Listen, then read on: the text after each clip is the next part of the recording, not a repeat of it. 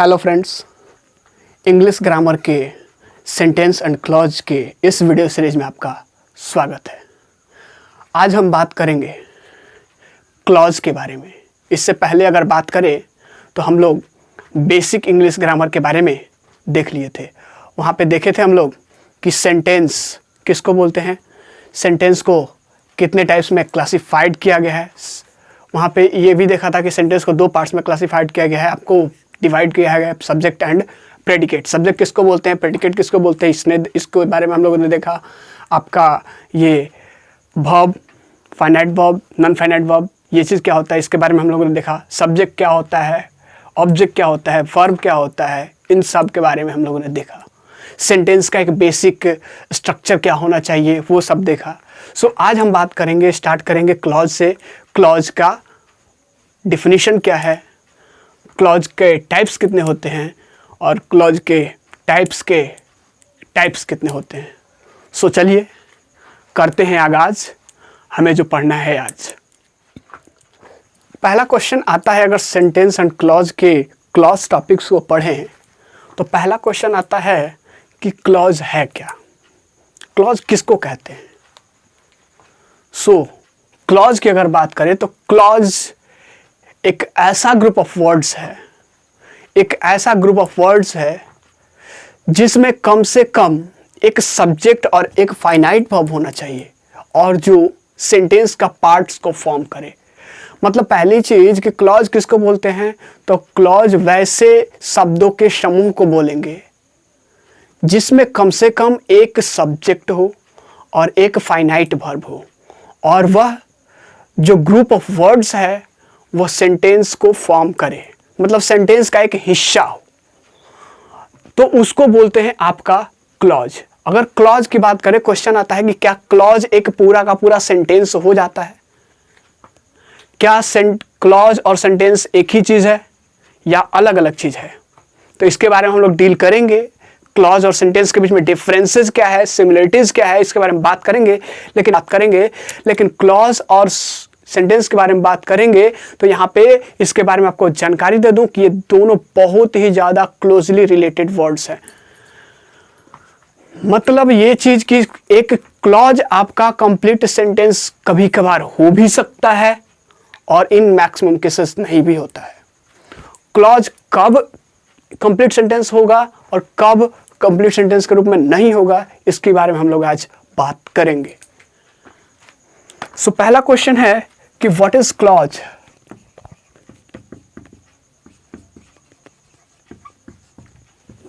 Clause क्या है। Clause is a group of words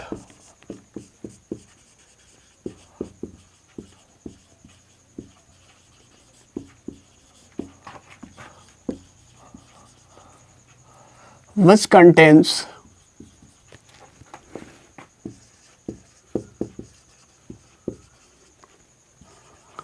at least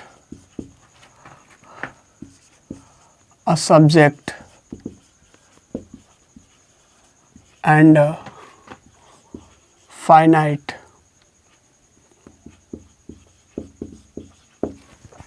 verb.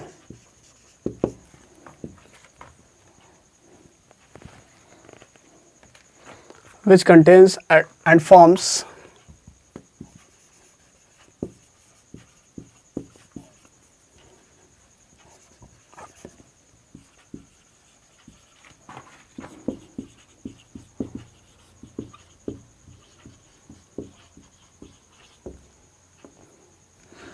Clause एक sentence का हिस्सा है। मैंने यहाँ पे बात किया कि क्लॉज क्या है, वर्ड्स का ग्रुप है जिसमें एक सब्जेक्ट होना चाहिए और एक फाइनाइट वर्ब होना चाहिए। और दूसरी चीज यहाँ पे बोले तो it forms a part of sentence, ये एक सेंटेंस का हिस्सा होना चाहिए, तब जाके आप उसको क्लॉज बोलेंगे। अगर बात करें कि क्या सारे के सारे सेंटेंसेस क्लॉज हैं, तो मैं बोलूंगा बेशक नहीं, क्योंकि अगर वो सेंटेंस सारे के सारे अगर सेंटेंस की बात करें तो Ram is a good boy, तो यहां पे हम लोग क्लॉज की बात नहीं करते हैं।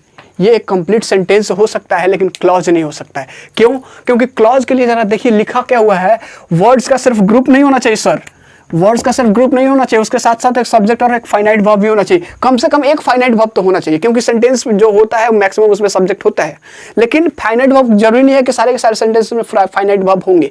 लेकिन इसमें क्या कह रहा है, एक फाइनाइट वर्ब होना चाहिए। फाइनाइट वर्ब के बारे में डिस्कस कर दिया गया था पिछले क्लास में, उसको आप देख सकते हैं। और ये चीज एक सेंटेंस का पार्ट फॉर्म कर रहा है, मतलब सेंटेंस का हिस्सा है। तो क्या यहाँ पे कोई भी फाइनाइट वर्ब दिख रहा है? क्या आपको बॉय फाइनाइट वर्ब लग रहा है, इज फाइनाइट वर्ब लग रहा है, या फिर गुड फाइनाइट वर्ब लग रहा है? सो ये एक सेंटेंस है, क्लॉज नहीं है। सेंटेंस है लेकिन क्लॉज नहीं है। सो सर सेंटेंस क्लॉज कौन सा है? एक एग्जांपल लेते हैं।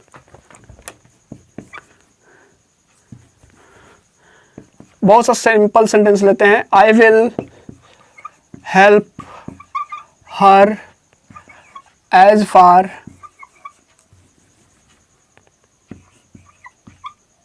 as I can do। मतलब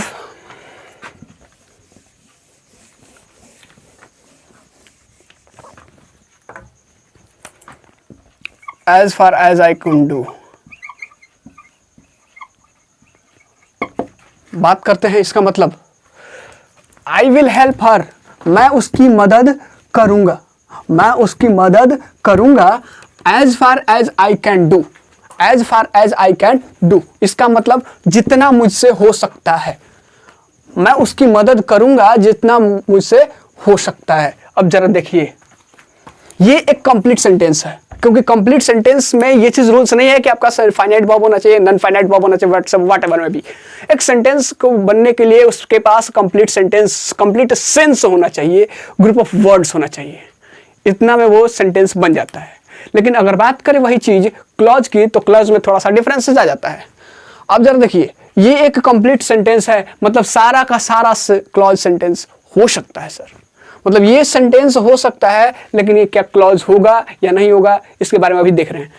आई विल हेल्प हर, मैं उसकी मदद करूंगा। आई सब्जेक्ट है, आई एक सब्जेक्ट है, हेल्प फाइनाइट वर्ब है, हेल्प, हेल्प्स, हेल्प्ड, ये सारा। तो आई विल हेल्प हर, अगर आई यहां पे आई विल का मतलब आई के साथ जनरली सेल लगता है, लेकिन विल जैसे लगता है तो वो नेसेसिटी को शो कर रहा है। नेसेसिटी मतलब अवश्य, मैं अवश्य उसकी मदद करूंगा मुझसे जितना हो सकता है। इसका मतलब ये चीज कि एक सब्जेक्ट भी है और एक फाइनाइट वर्ब भी है और ग्रुप ऑफ वर्ड्स भी है, मतलब ये एक क्लॉज हो सकता है। सर थोड़ा ध्यान से देखने की कोशिश कीजिएगा। एक क्लॉज हो सकता है, Ram absented the class, Ram plays football ले लेते हैं, आसान आसान सा सेंटेंस। क्या ये सेंटेंस एक क्लॉज है? क्या ये सेंटेंस एक क्लॉज है? तो मैं बोलूंगा यहां पे ये सेंटेंस क्लॉज नहीं है। क्यों?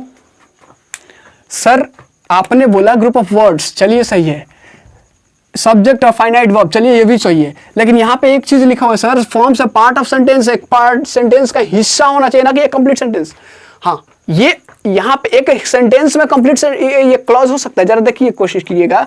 तो ये एक जो सेंटेंस है, ये कंप्लीट सेंटेंस, इसमें आप बात करेंगे तो आई, इसको अगर कंसिडर नहीं कीजिए, सिर्फ इतना को कंसिडर कीजिए, तो ये क्लॉज है, क्योंकि इसका कंप्लीट मीनिंग मिल रहा है, फाइनाइट वर्ब है, आपका सब्जेक्ट है, और ये एक सेंटेंस भी है। अगर इसको कंसिडर नहीं कीजिएगा तो आई विल हेल्प, ये एक क्लॉज है। लेकिन एक सेंटेंस एक क्लॉज इंडिपेंडेंट सेंटेंस नहीं हो सकता है। क्लॉज एक इंडिपेंडेंट सेंटेंस नहीं होता है। It should be kept in your mind. So ये आपका एक, अब डिपेंड करता है कि क्या सर क्लॉज एक कंप्लीट सेंटेंस नहीं बना सकता है? बिल्कुल बना सकता है, लेकिन वो दायरे में रह के उसको एक सेंटेंस का हिस्सा होना पड़ेगा, उसको एक लार्ज सेंटेंस का हिस्सा होना पड़ेगा। अब यहां पे देखते हैं, आई विल हेल्प हर, ये ये सेंटेंस इतना बड़ा है, I will help her as far as I can do, लेकिन ये एक छोटा सा इसमें सेंटेंस है बन रहा है जो कि आपका एक क्लॉज है। क्लॉज दो तरह के होते हैं, क्लॉज को तीन टाइप्स के होते हैं। दो जो मेजर है वो चीज बात कर रहे हैं, प्रिंसिपल क्लॉज और सबऑर्डिनेट क्लॉज। एक तीसरा और क्लॉज है जिसको बोलते हैं कोऑर्डिनेट क्लॉज। प्रिंसिपल क्लॉज और सबऑर्डिनेट क्लॉज, प्रिंसिपल क्लॉज किसको बोलते हैं और सबऑर्डिनेट क्लॉज किसको बोलते हैं, ये अभी हम लोग डिस्कस करेंगे। सो अगर प्रिंसिपल क्लॉज की बात करें तो प्रिंसिपल क्लॉज का मतलब होता है प्रधान। प्रिंसिपल में होता है प्रधान, आपको पता होगा। प्रिंसिपल क्लॉज का तीन नाम है, principal clause, main clause, independent clause. और सबऑर्डिनेट क्लॉज का दो नाम है आपका, सबऑर्डिनेट क्लॉज और डिपेंडेंट क्लॉज। और कोऑर्डिनेट क्लॉज का कोऑर्डिनेट क्लॉज ही है। सो हम लोग डिस्कस करेंगे कि कोऑर्डिनेट क्लॉज क्या है, सबऑर्डिनेट क्लॉज क्या है, प्रिंसिपल क्लॉज क्या है। इससे पहले इस चीज को आप अपने नोटबुक में रखें। इस एग्जांपल्स को हम लोग फिर देखेंगे कि ये कौन कौन से क्लॉज इसमें है। क्लॉज का मतलब तो क्लियर हो गया होगा, क्लॉज ग्रुप ऑफ वर्ड्स है। तीन कंडीशन यहाँ पे है, वर्ड्स का ग्रुप होना चाहिए, उसमें एक सब्जेक्ट और एक वर्ब होना चाहिए, फाइनाइट वर्ब होना चाहिए। तीसरी चीज वो सेंटेंस का एक पार्ट होना चाहिए, सेंटेंस का हिस्सा होना चाहिए। ये तीनों अगर हो गया तो वो क्लॉज है। अब ये चीज से क्लॉज को थ्री टाइप्स में डिवाइड किया गया है। पहला है आपका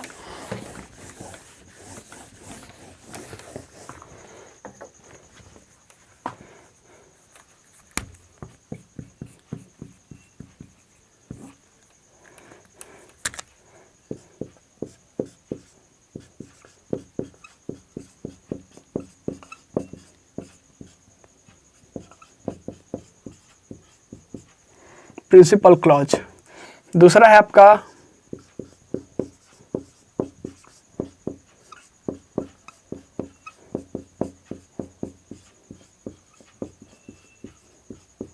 सबऑर्डिनेट क्लॉज और तीसरा है आपका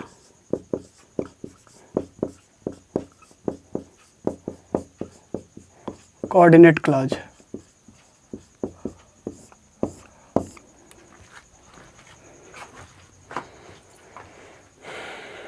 ये तीनों क्लॉज है हमारे पास जो क्लॉज के टाइप्स हैं।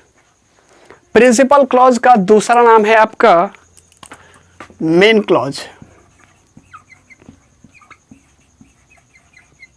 और तीसरा नाम है independent clause.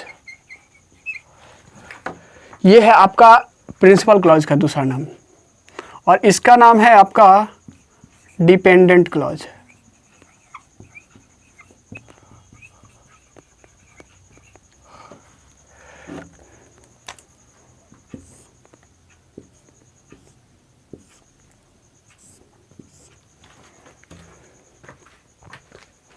Principal clause, main clause या फिर इंडिपेंडेंट क्लॉज का है, शख्स एक ही नजर आता है, वो है प्रिंसिपल क्लॉज। आप डिपेंडेंट क्लॉज कहें या फिर सबऑर्डिनेट क्लॉज कहें, एक ही फिगर बनता है। और एक तीसरा है आपका ये कोऑर्डिनेट क्लॉज। अब क्वेश्चन आता है कि सर प्रिंसिपल क्लॉज किसको बोलते हैं, प्रिंसिपल क्लॉज किसको बोलते हैं। सो प्रिंसिपल क्लॉज की बात करते हैं।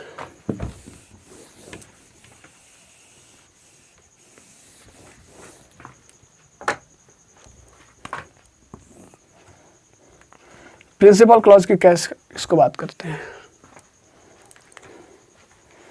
प्रिंसिपल क्लॉज वो क्लॉज होता है जो अपने मीनिंग के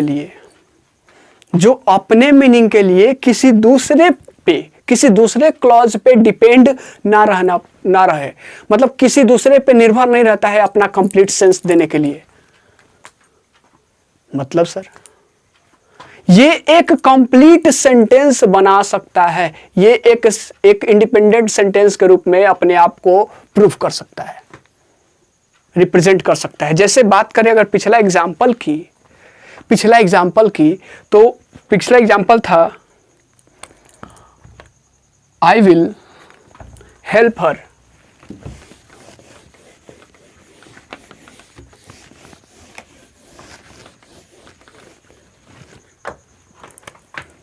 एग्जाम्पल था आपका I will help her as far as I can do, I will help her as far as I can do, मैं उसकी मदद अवश्य करूंगा जितना मुझसे हो सकता है। मैं उसकी मदद अवश्य करूंगा, अगर इसको सिर्फ कंसिडर कीजिएगा तो जरा सोचिए कि ये एक कंप्लीट सेंटेंस बना रहा है कि नहीं बना रहा है। अगर सिर्फ इसको देखने की कोशिश कीजिएगा, इसको भूल जाइए कि ये सेंटेंस में है, तो जरा सोचिए कि आई विल हेल्प हर अगर एक जनरल सा सेंटेंस बनाते हैं, सिंपल सेंटेंस, तो ये सेंटेंस सही था कि नहीं था? सही था। सो ये एक कंप्लीट मीनिंग दे रहा है। और दूसरी चीज अगर बात करें, as far as I can do, जितना मुझसे हो सकता है, जितना मुझसे हो सकता है, यथासंभव मतलब कि जितना वो चाहेगा। तो अगर इस सेंटेंस को कंसिडर ना करें, इस सेंटेंस को कंसिडर ना करें कि आई विल हेल्प हर, तो जरा सोचने की कोशिश कीजिए, इसको सिर्फ पकड़िए और इसकी मीनिंग को निकालिए। तो as far as I can do, मुझसे जितना हो सकता है। तो क्वेश्चन आता है, सर आधा अधूरा सेंटेंस नहीं लग रहा है ये चीज? सो यहां से क्वेश्चन आता है कि क्या क्या जितना ज्यादा हो सकता है। इसका मतलब ये है कि ये आधा अधूरा है, मतलब इसको अभी कुछ और वर्ड्स चाहिए, कुछ अपने मीनिंग को एक्सप्रेस करने के लिए। लेकिन इसको अपने मीनिंग को एक्सप्रेस करने के लिए किसी दूसरे की मदद जरूरत नहीं हो रही है। ये नहीं रहेगा फिर भी समझ में आ रहा है कि वो मदद करने की बात कर रहा है। हाँ, ये एक्स्ट्रा ऐड कर रहा है, एक्स्ट्रा मीनिंग ऐड कर रहा है कि जितना हो सकता है उतना है। यहां से नहीं बताया जा रहा है कि वो चीज कितना मदद करेगा, लेकिन इतना तो समझ में आ रहा है ना कि कंप्लीट सेंटेंस दे रहा है। सो इसको अपने मीनिंग को लेने के लिए इस पर डिपेंड नहीं करना पड़ा। मतलब वो क्लॉज जो अपने मीनिंग के लिए, अपने कंप्लीट मीनिंग के लिए किसी दूसरे क्लॉज पे डिपेंड ना हो, और एक चीज और, जिसमें एक सब्जेक्ट हो और एक कम से कम एक फाइनाइट वर्ब हो, उसको बोलते हैं प्रिंसिपल क्लॉज। प्रिंसिपल क्लॉज अपने आप को एक सेंटेंस के रूप में एक्सप्रेस कर सकता है। लेकिन अगर बात करें सबऑर्डिनेट क्लॉज की, तो सबऑर्डिनेट क्लॉज वो क्लॉज है जो अपने आप को अकेले एक सेंटेंस के रूप में एक्सप्रेस नहीं कर पाएगा। उसको अपने मीनिंग को कंप्लीट करने के लिए, अपने मीनिंग को एक्सप्रेस करने के लिए किसी दूसरे क्लॉज की मदद लेनी पड़ेगी, और वो दूसरा क्लॉज कोई और नहीं, प्रिंसिपल क्लॉज की मदद लेनी पड़ती है। मतलब अपने मीनिंग को एक्सप्रेस करने के लिए उसको प्रिंसिपल क्लॉज की मदद लेनी पड़ती है। सो उसको बोलते हैं सबऑर्डिनेट क्लॉज। और सबऑर्डिनेट क्लॉज की एक खास बात यह है कि सबऑर्डिनेट क्लॉज सबऑर्डिनेटिंग कंजक्शन से स्टार्ट होता है। प्रिंसिपल क्लॉज में एक सब्जेक्ट होना चाहिए, एक वर्ब होना चाहिए, फाइनाइट वर्ब, और तीसरी चीज वो अपने आप को, अपने मीनिंग को एक्सप्रेस करने के लिए किसी दूसरे पे डिपेंड ना रहे। सो इसको बोल सकते हैं आप प्रिंसिपल क्लॉज, या फिर मेन क्लॉज, या फिर इंडिपेंडेंट क्लॉज। इंडिपेंडेंट का मतलब ये होता है स्वतंत्र, जो डिपेंड ना हो दूसरे पे। So principal clause, a clause which do not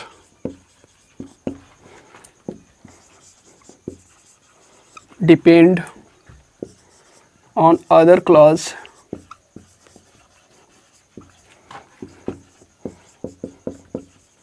to express its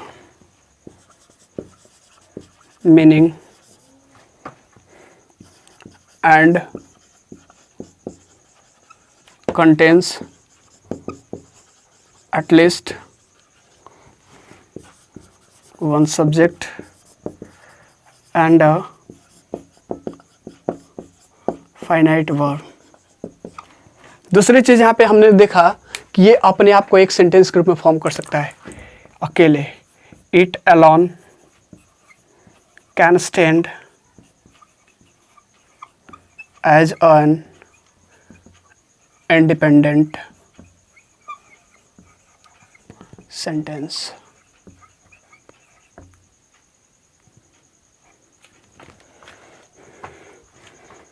मतलब ये चीज क्या है आपका प्रिंसिपल क्लॉज। प्रिंसिपल क्लॉज को हम लोग पीसी से डिनोट करते हैं।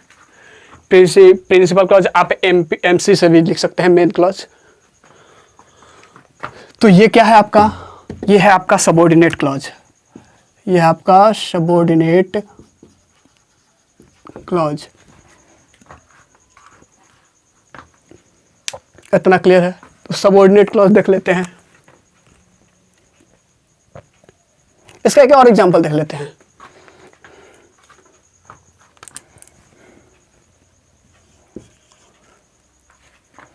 She began to cry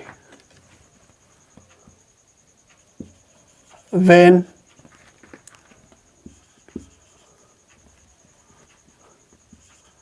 a snake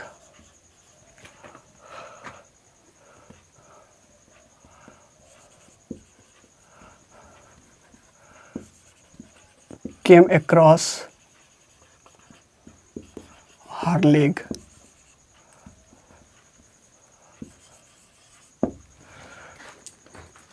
She began to cry. वह रोने लगी। वह रोने लगी जब उसके सामने उसके पैरों से एक सांप क्रॉस के पार किया। अब जरा सोचने की कोशिश कीजिए, इस सेंटेंस को कंसिडर करिएगा। He began to cry, she began to cry, ये एक कंप्लीट सेंटेंस है, सब्जेक्ट या फाइनाइट वर्ब भी है। सो ये आपका क्या हो गया, प्रिंसिपल क्लॉज है। और ये when a snake came across her leg, जब स्नेक उसके पैरों के पार किया। तो क्वेश्चन आता है ना कि क्या हुआ जब उसके सांप उसके पैरों से जब पार कर रहा था, तो क्या हुआ वैसा वहां पे। तो यहां पे इसका आंसर देगा कि वो रोने लगी। तो ये आपका क्या है, सबऑर्डिनेट क्लॉज है।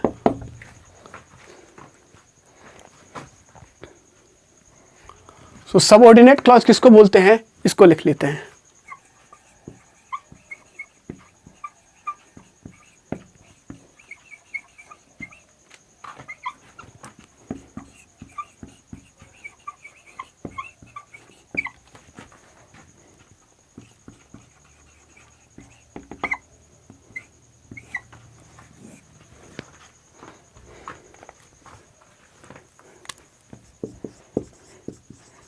Clause which requires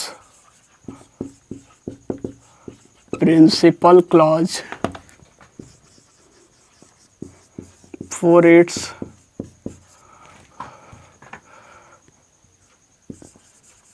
complete meaning or to express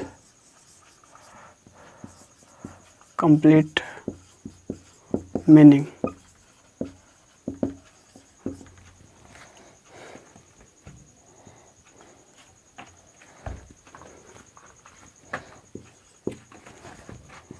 It's called subordinate clause। दूसरी चीज हम लोगों ने और देखा कि सबऑर्डिनेट क्लॉज जो है, सबऑर्डिनेट क्लॉज स्टार्ट कहां से होता है, तो सबऑर्डिनेटिंग कंजंक्शन से स्टार्ट होता है। मतलब it starts with subordinating conjunction.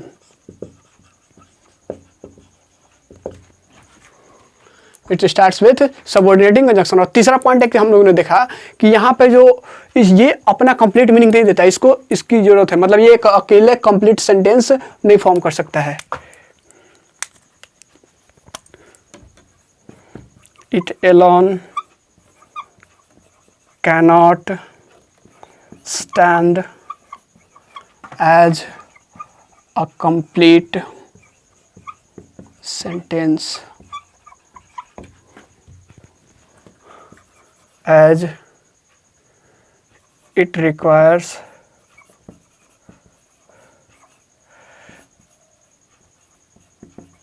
principal clause for its complete meaning।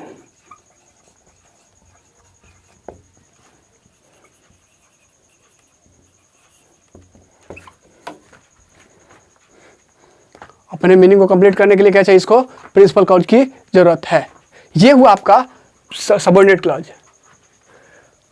Subordinate clause का आप एग्जांपल ये भी लिख सकते हैं और ये भी लिख सकते हैं। यहाँ पे दोनों पे सबऑर्डिनेट क्लॉज का एग्जांपल दिया हुआ है। आप यहाँ से समझ सकते हैं। हाँ, अगर इतना में भी ना समझ में आए तो क्वेश्चन आप कमेंट बॉक्स में जरूर सबमिट कीजिएगा, मैं कोशिश करूंगा आपके क्वेश्चन का आंसर ले लें। एक और है आपका कोऑर्डिनेट क्लॉज। अगर यहाँ पे देखने की कोशिश करें, जैसे कि हमने देखा कि कोऑर्डिनेटिंग क्लॉज सबऑर्डिनेटिंग क्लॉज या सबऑर्डिनेट क्लॉज आपका सबऑर्डिनेटिंग कंजक्शन से स्टार्ट होता है। सो यहाँ पे कुछ सबऑर्डिनेटिंग क्लॉज कंजक्शन दिया हुआ है, हालांकि आप लोगों ने कंजक्शन चैप्टर में 11th में पढ़ा होगा, लेकिन अगर नहीं पढ़ा है तो कोई बात नहीं, देख लीजिए यहाँ पे।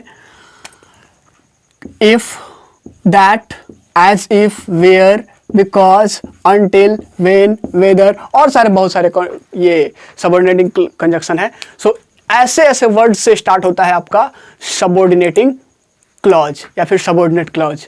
जैसे आपने देखा था एज फार एज, तो एज स्टार्ट हुआ ना, यहां से स्टार्ट होता है।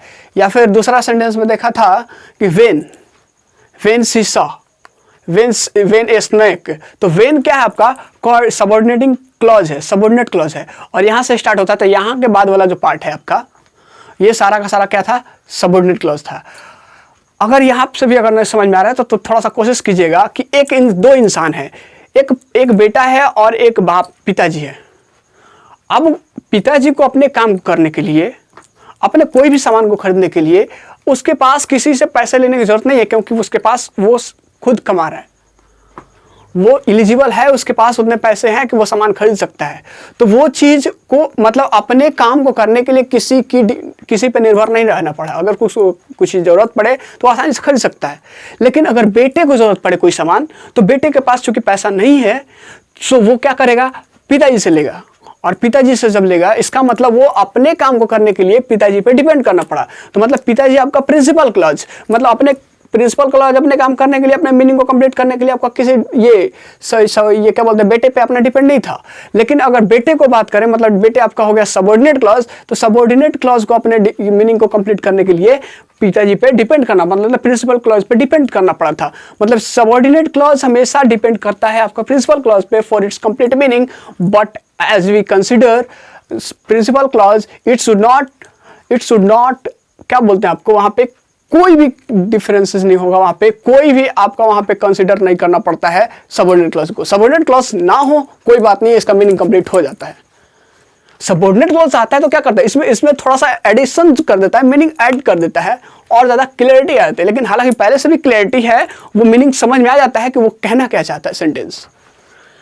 सो तीसरा है हमारे पास कोऑर्डिनेट क्लॉज। एक लास्ट क्लॉज है, क्लॉज के 3 पार्ट्स, जिसमें से लास्ट क्लॉज आपका आता है कोऑर्डिनेट क्लॉज। कोऑर्डिनेट क्लॉज किसको बोलते हैं, तो कोऑर्डिनेट क्लॉज को मैंने बताया कि कोऑर्डिनेट क्लॉज कोऑर्डिनेटिंग कंजक्शन से स्टार्ट होता है। कोऑर्डिनेटिंग कंजक्शन या फिर वो क्लॉज जिसमें कोऑर्डिनेटिंग कंजक्शन लगा होता है, उसको बोलते हैं कोऑर्डिनेट क्लॉज। क्योंकि कोऑर्डिनेट क्लॉज एक ऐसा क्लॉज है जिसको ना तो सबऑर्डिनेट क्लॉज पे डिपेंड रहना पड़ता है और ना ही आपका प्रिंसिपल क्लॉज पे डिपेंड रहता है। ये अपना मीनिंग अपने साथ लेके चलता है। जैसे अगर सेंटेंस की बात करें कोऑर्डिनेटिंग कंजक्शन की, तो कोऑर्डिनेटिंग कंजक्शन किसको बोलते हैं, इक्वल रैंक के, वहां पे हम लोगों ने पढ़ा, अगर कंजक्शन पढ़े होंगे तो वहां पे इक्वल रैंक की बात की गई होगी। मतलब एक ही रैंक के अगर कोई चीज की बात की जाए तो वहां पे कोऑर्डिनेटिंग कंजक्शन लगता है। जैसे अगर बात करें कि मैं डांस कर रहा था और वह सो रही थी, मैं डांस कर रहा था और वह सो रही थी, तो यहां पे जरा देखिए, काम एक ही है, काम एक ही तरह का दिखाया गया है। अब जैसे वही चीज बात करें, या फिर मैं चाय पी रहा था और वह कॉफी पी रहा था, तो यहां पे भी एक तरह का सेंटेंस दिखाया गया। लेकिन अगर यही चीज बात करें कि मैं स्कूल नहीं आया क्योंकि वह बीमार थी, मैं स्कूल नहीं आया क्योंकि मेरी माँ बीमार थी, तो यहाँ पे अलग अलग की बात हो रही है। या फिर would you like to take tea और coffee, would you like to take tea और कॉफी, आप चाय लेना पसंद करेंगे या कॉफी, अलग अलग हो गई। कंजक्शन पढ़ेंगे तो वहां पे समझ में आएगी। तो कोऑर्डिनेटिंग कंजक्शन की बात कर ले, कोऑर्डिनेटिंग कंजक्शन का कौन कौन सा है, तो कोऑर्डिनेटिंग कंजक्शन को याद करने का एक छोटा सा ट्रिक है, फैन बॉयज।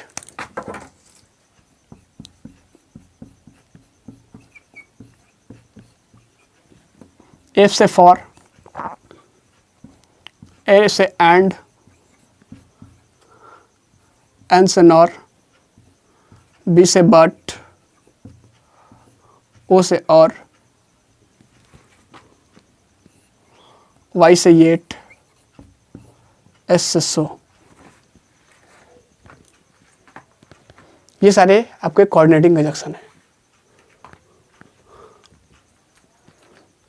सो ये सारे के सारे साथ ये भी हो सकता है आपका आइदर और, नाइदर, नॉर।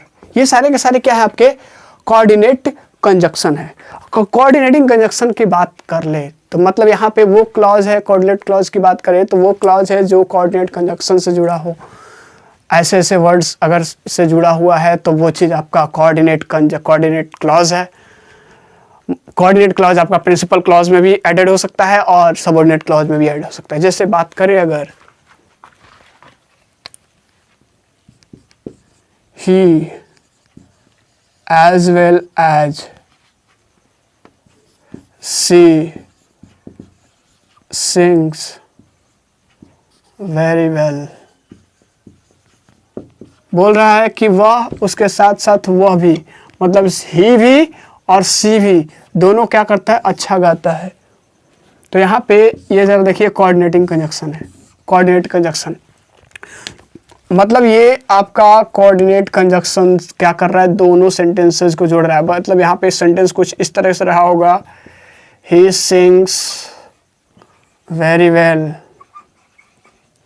सी सिंग्स वेरी वेल। मतलब इन दोनों सेंटेंसेस को जोड़ा गया कोऑर्डिनेट कंजक्शन का यूज करके और वहाँ पे एक सेंटेंस बन गया, ही एज वेल एज सी सिंग्स वेरी वेल। सो ऐसे ऐसे सेंटेंसेस की बात करें तो ऐसे ऐसे सेंटेंसेस आप प्रिंसिपल क्लॉज में भी लगा सकता है और सबऑर्डिनेट क्लॉज में भी लगा सकता है। जैसे एग्जांपल देखते हैं,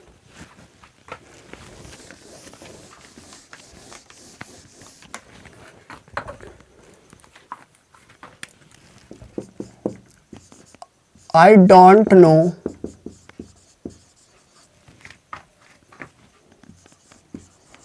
when he come, I don't know when he came and what he did। अब सेंटेंस को ध्यान देने की कोशिश कीजिएगा। तो बोल रहा है कि आई डोंट नो, मैं नहीं जानता हूं।